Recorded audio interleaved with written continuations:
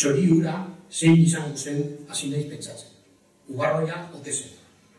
Ubarroia itsas hegazti berezia da.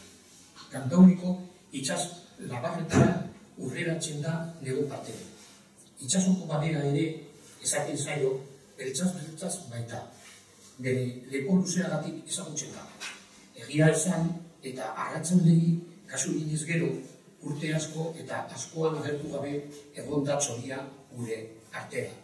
Dirudidez, Kantauriko itsasaldeko kutsaduragatik.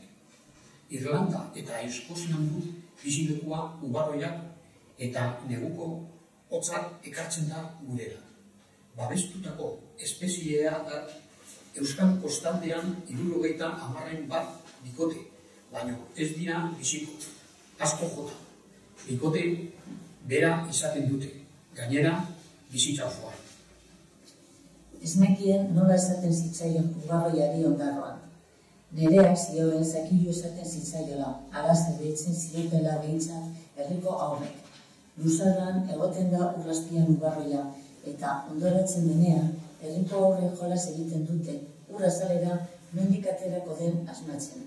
Ateratzen denean txoria, aurrek Zakilu, oihukatzen dutela esan ziren. Baina nik errezoa nuen beste espezie bat zela aurra.